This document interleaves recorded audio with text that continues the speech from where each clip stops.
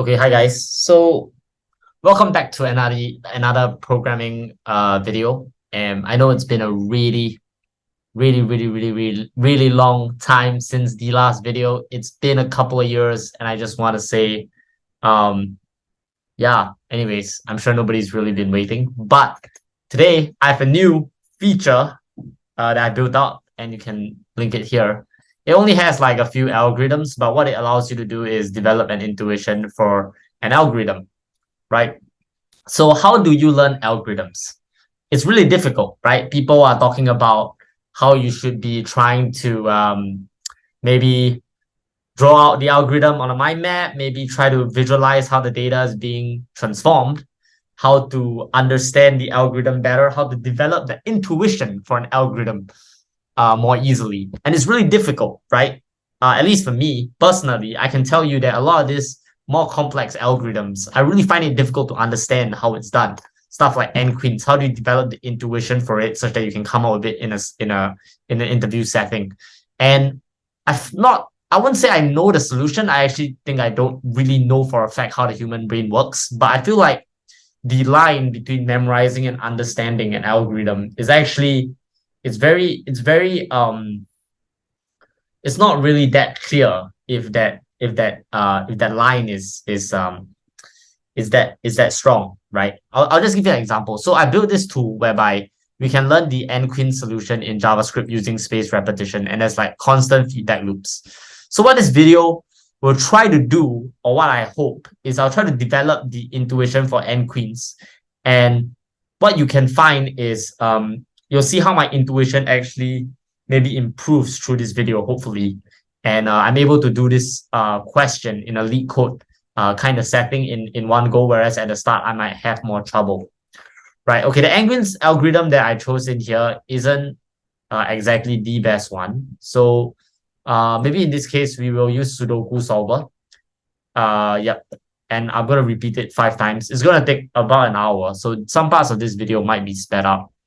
But anyways, I will try to explain the solution as we go along. So before that, let's open up the solve Sudoku and leak code. All right, question. So basically the algorithm is plugged straight from there effectively. So the algorithm is write a program to solve a Sudoku puzzle by filling the empty cells, right? So each of the digits 1 to 9 must occur exactly once in each row. Each of the digits 1 to 9 must occur exactly once in each column. Each of the digits 1 to 9 must occur exactly once in each of the 9 3x3 sub-boxes of the grid. The dot character indicates empty cells, right? So that's basically the whole Sudoku puzzle, but basically we create an algorithm that can fill up this puzzle. Now it's really challenging, right? I mean, this is a leak code hard. I would say most people probably couldn't do it in an interview setting, probably including myself, to be honest. But what I've done is I've built this tool such that whenever I want to learn how to do this algorithm, I can learn it quite fast. So I'm going to repeat it, doing it 5 times, and hopefully by the end, I'm going to be able to do this algorithm. To be fair, I've actually learned this before, maybe 1 or 2 months ago, but I've kind of almost forgot about it. So let's try. And the cool thing about this tool is, okay, so we made a mistake, and you can say, okay, it's typo mistake, right? Then you can see careless errors equals 1, and the text becomes red. So, okay, now then there was not a mistake. Oops. So this is kind of a small bug I need to fix. But anyways, function board, you can see, okay, we have two errors already in the first try. So now we can also learn that maybe we need to type a little bit more slowly. Because when you press escape, it basically increments the careless errors. You have to click not an error, basically for it not to be an error. But anyways, so now we're trying to create a new array of rows, and you're gonna map it, and each row will be mapped to another array with false. So you don't even actually have to understand what this algorithm does, because you're supposed to develop the intuition by typing out time and time again, which is quite an ambitious ask and may not actually lead to the kind of learning outcomes that I am looking for, but I'm hoping that it will. So because I've kind of used it and I kind of believe in it, so that's why I really hope that it will. So you can see that the first 3 lines of code look kind of similar, right? Sorry, not map, my bad. New array, size 9, dot fill, and false. And you can sort of see that we're creating like a 9 by 9 2D array, whereby each array is going to be filled with false, right? So, okay, this is what is it used for? Is it used for validation? Okay, now we need another array called empty cells. Now we look through I equals to 0, I less than 9. I'm kind of just copying here, but you can also hide it once you're more confident, which I hopefully will through the course of this video. And then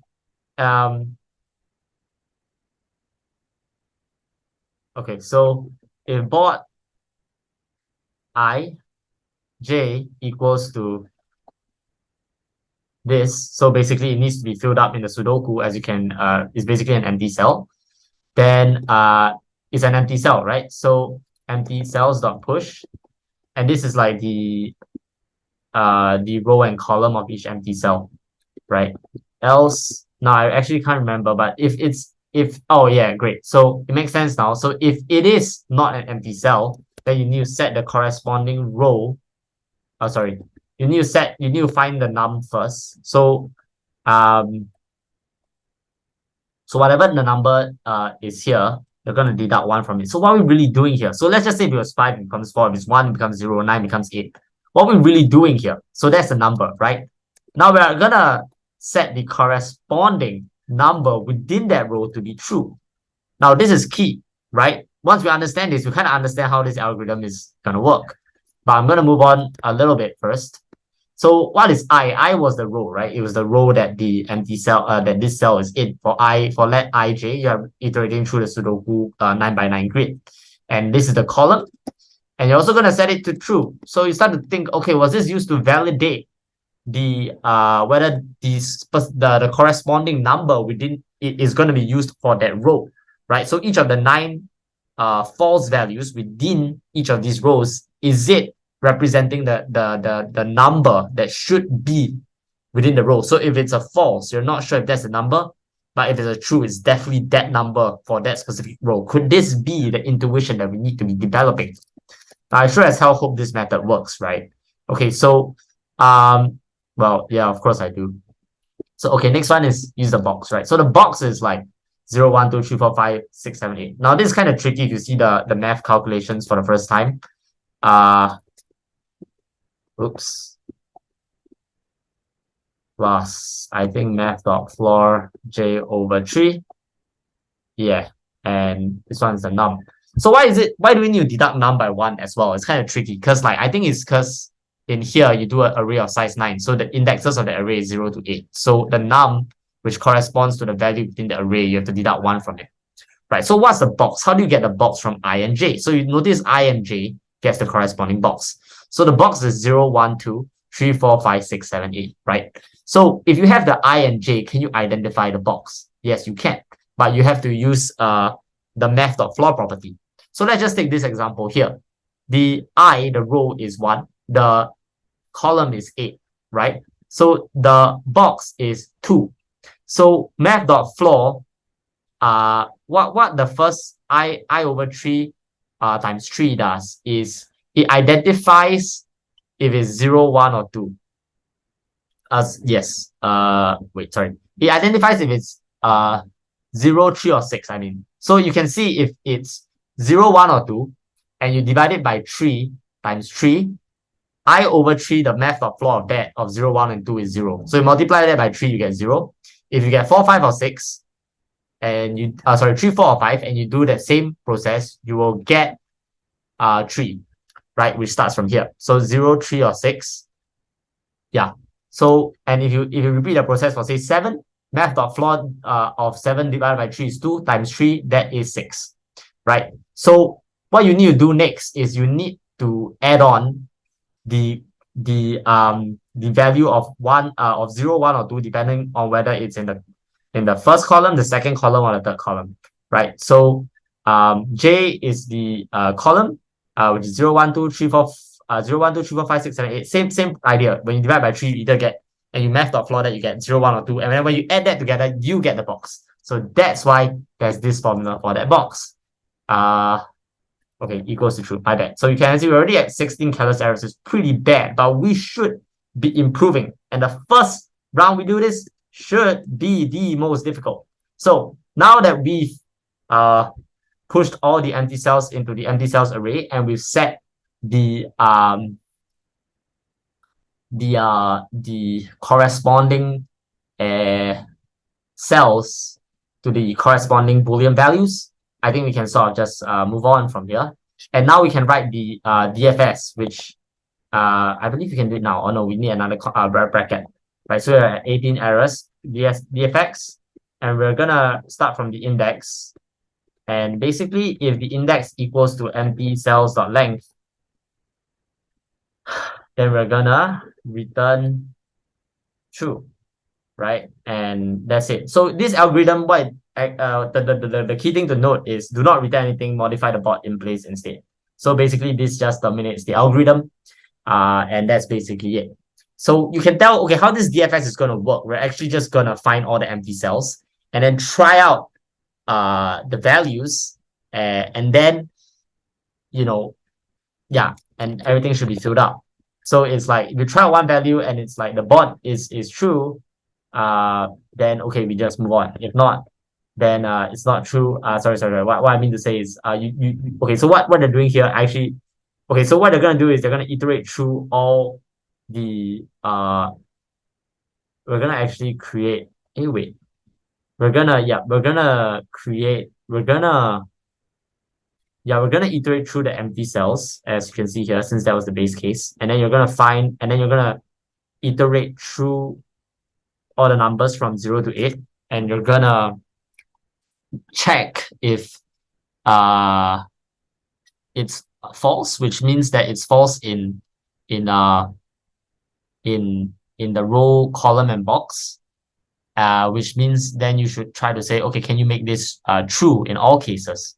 And then you're going to set it to the string of num plus 1, because the value is 0 to 8, but Sudoku is filled from 1 to 9. And then you're gonna do a DFS, and this is kind of the tricky part to understand, which is like if you DFS, if you depth first search all the way until all the bots are true, so basically you're never actually going to return true. You're actually going to reach this part, call this function, and then loop through it again until you hit this base case, return true. Then this one will be true, then you'll return true, and then this never happens. But if not, this thing happens, which is basically setting the values of the Sudoku back to false again, and then saying, okay, maybe this method, this never returns true, so all the previous stack calls of this recursive formula will not matter at all. And at the end, you'll return false. And then now you just call DFS on the first one. Okay, great. So that kind of makes a lot of sense. But now we're still at the first iteration. So, so we're at Calip's mistakes 23. That's a lot of Calip's mistakes. I must say. So it's difficult. Typically it takes me about 3 iterations before I can code it out myself. So y'all might learn faster than me, which is great because you might be smarter. And that's great, because I'm not a very smart guy. And that's really the case. So so remember the same formula that we talked about just now. I mean, if you're comfortable maybe not looking at the solutions, you can either hide it or you can just leave it there and just not look at it, but focus on not creating more careless mistakes. So now what you see another one because I tried to look, but yeah, not too confident yet for me. Oh, this is bad. Come on. Okay, so equals to true. Oops, calls. All right, time to shut up a little bit. Hope this is not too boring for you guys. And you can always fast forward the video.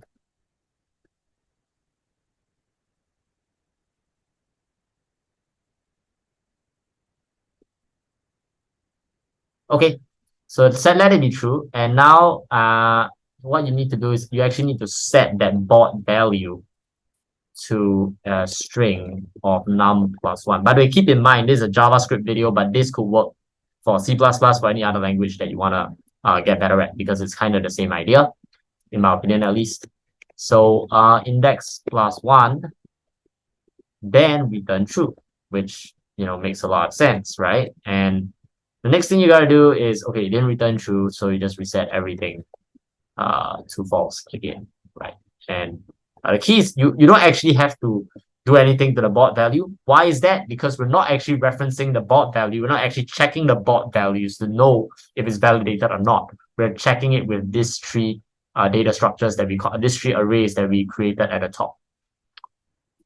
Absolutely, that is the case.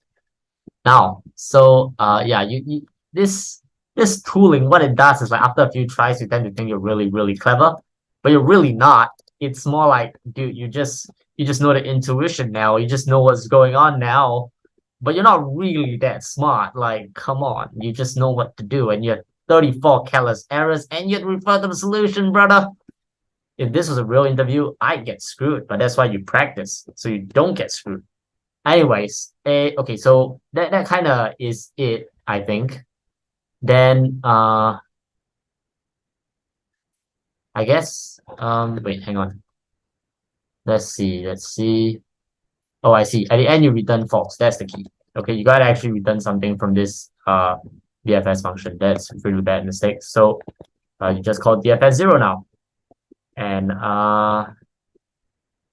okay, 38 careless errors. Let's try to do better than that for the second time around. And now, oh, it's really bad. Okay, let's try to do it slowly. And I might talk a lot less. I'm really sorry about that.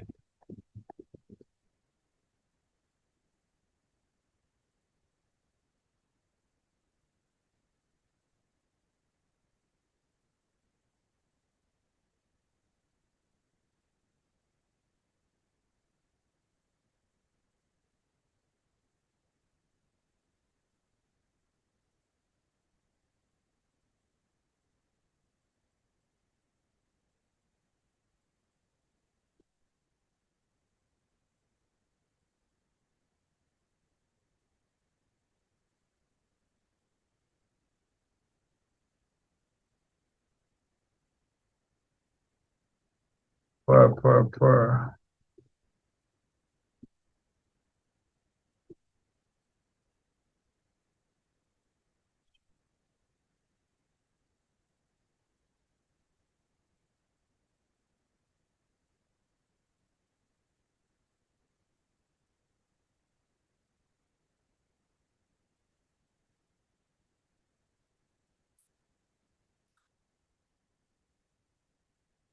That.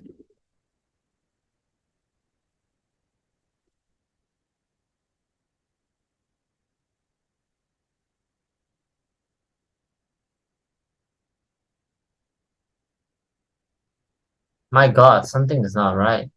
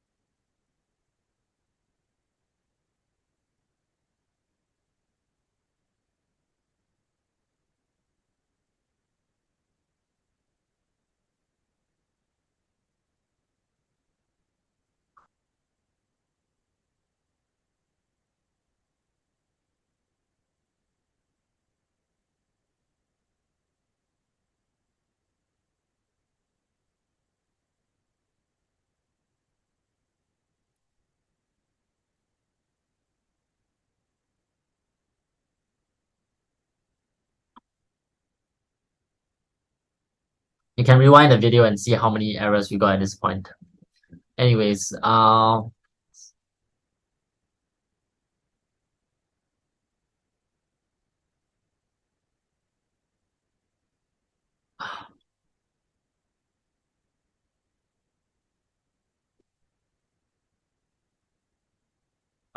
this is really, really bad.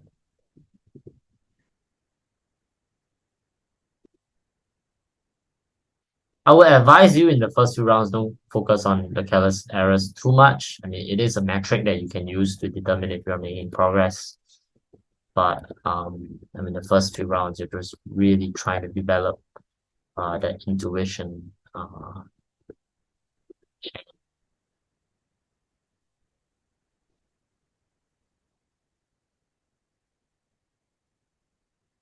What this does is it forces you to really slow down and consider the code in which you're writing.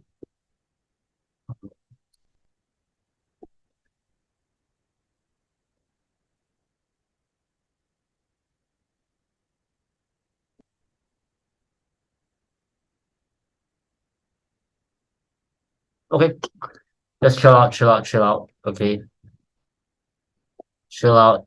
I know I can avoid the errors. You know it.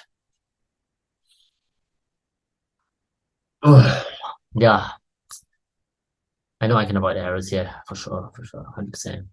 So, anyways, index equals to empty cells dot length. That means you just return and oh no, you return true. What am I thinking? Yeah, of course you return true. If not, you return false at the end. Gosh. Yeah, yeah, yeah, yeah, yeah. Okay, cool down. You can do it. You can do it. You can do it. You can do it. You can do it. You can do it. You can do it. Index equals to empty cells. Shucks. Not again. Okay, so if index equals to empty cells dot length, you return true. Okay, so next thing you need to do is, oh yeah, index refers to the index within the empty cell. So what you need to do is extract the ij equals to empty cells index. Ayo, so bad. Okay, so you need to try out the numbers. Okay, so we use n. Okay, hang on a second. For that n equals to 0 right now. Oh, for that num. Okay, sorry, that was the change in the variable. Num less than 9, num plus plus. So now these are all the possible numbers, and uh yeah, if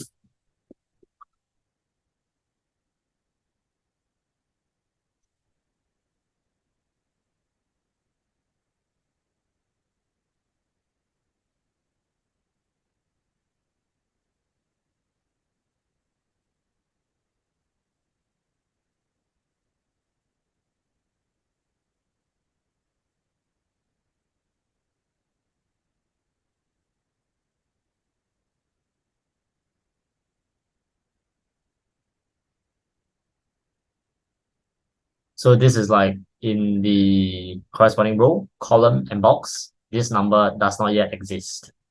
Okay, then you can try it out. Uh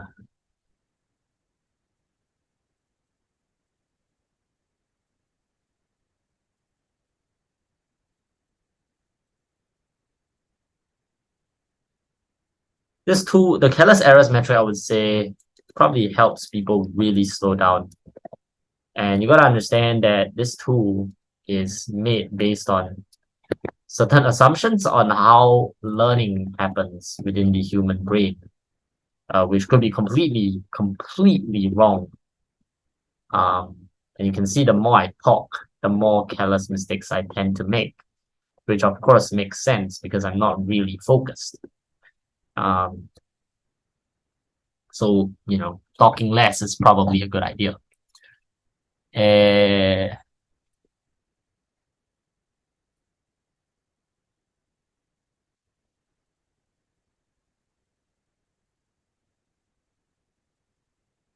right? So, yep.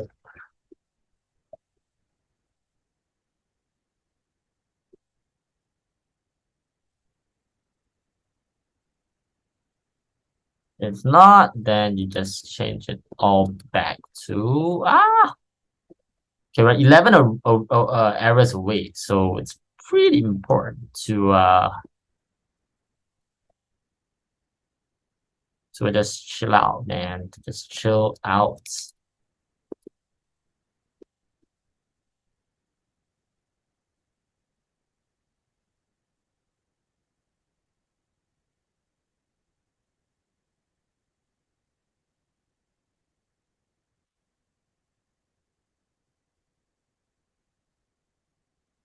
We're 9 errors away. This, I'm most likely gonna improve, but like, okay, fine. It's not a great improvement. It's not. It's an okay improvement, and it is what it is. Okay, but anyways, we're not done yet though. So, uh, you just return false, really? Yeah. And now just call df at 0, and that's it. So we got 3 repeats left. Let's try to do it.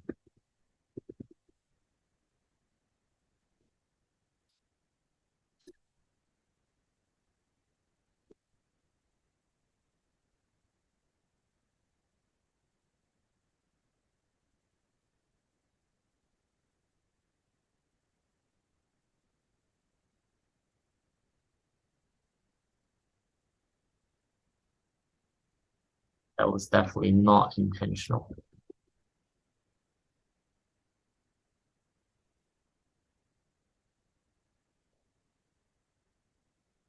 But it forces you to slow things down. And I made another error where I should never have made an error because I'm talking. Yeah, that's really bad, dude. Focus.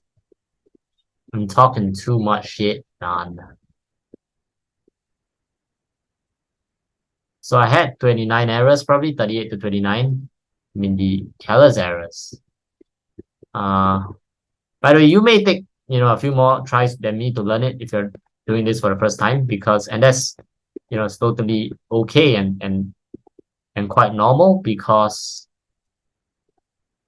um, I've done it. I've done this before. So yeah, but yeah. Anyways, it's false. Okay. Then what we need to do next is what? Oh,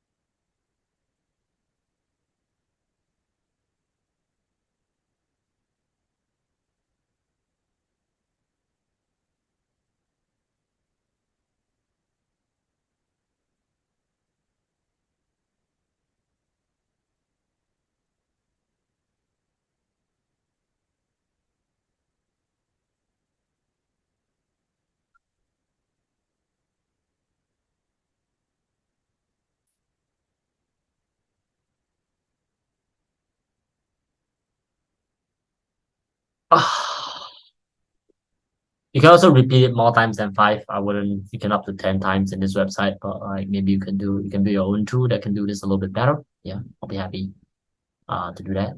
Uh,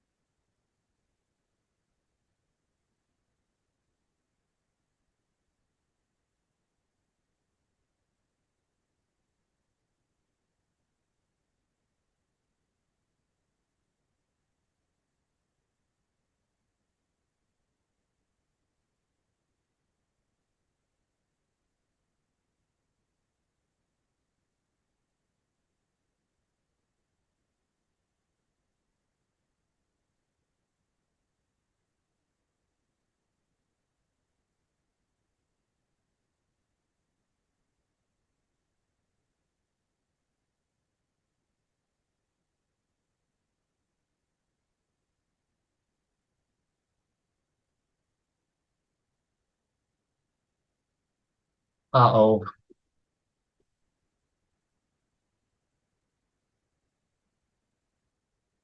Okay, so we have two repeats left, but I think I'm pretty confident to try this directly here. Well, it took me 5 times the first time around, but like I think because now I've done it before. So okay, so surprisingly, the difficult part is the simple stuff, especially once you get the intuition correct.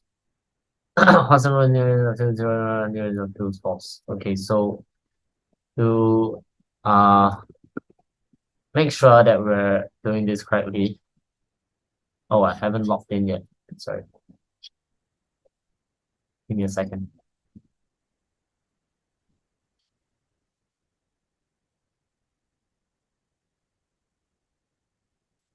Let's just take a look, make sure that we're creating 9 rows of 9 false stuff. Uh yeah, sounds about correct. Okay, great. So now we're just gonna create that for rows as well. And to save us time, we're gonna just copy and paste this here. And we're gonna call it calls and boxes. Okay, so now we've that done. So what we're gonna do is we're gonna create an empty cells array, like mentioned. Uh, and what we're gonna do is we're going to loop through the thing. So I is gonna represent the row index, and J is gonna represent the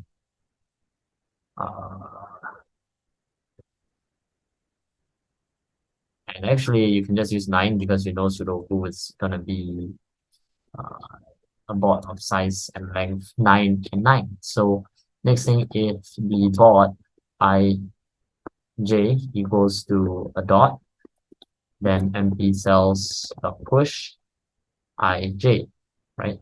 Else, what we can do is we we we just set the rows I and the but first we gotta get the num value out, which is going to be board I j minus 1 because its values from 1 to 9. So now then the values will be from 0 to 8. And then this one will just be false, true, sorry. Which means that for this row, okay, we've used the value in this number here. Columns again, same thing. And now boxes is the kind of tricky one, but remember what we said, you need to find out what the box is based on the I and J values, which is kind of difficult if you've seen this for like the first time. Right. So that's basically it. Next, what we need to do is create a BFS. We're gonna take the index. In the base case, is this index equals to empty cells.length, then we're going to return true. Right, and at the end, if it doesn't, we're just going to return false. Right, so that's the key. And for that,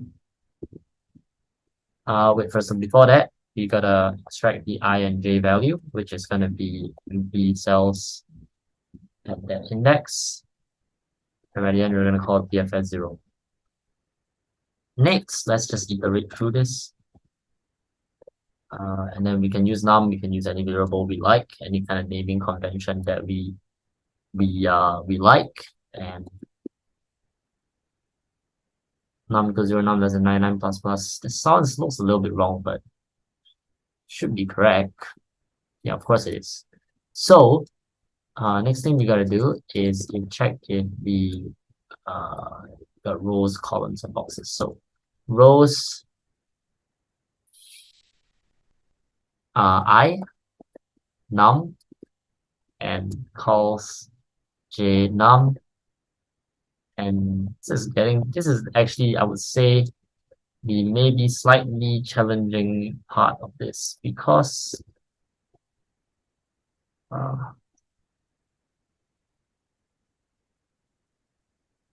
then you would set all of this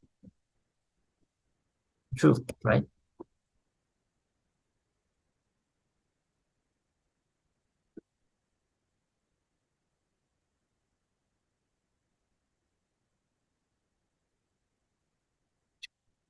And to prevent any chance of typo errors, just gonna set this to true as well, right? Then the more important thing is now we need to set the value here to string of the num plus 1, because num is 0 to 8, but the board needs to be filled with the corresponding string.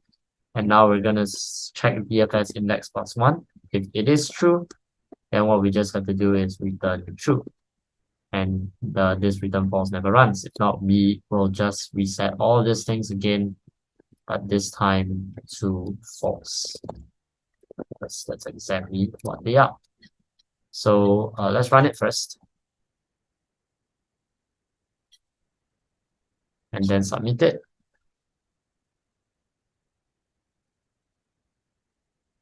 Okay, so it works. Very good.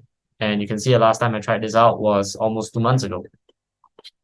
So that's how fast you can pick up the algorithm again after doing it. And yeah, that's basically how it is. And yeah, I hope you enjoyed that. Hope you had a good time. And it's been a pretty long video, but it's a pretty hard problem.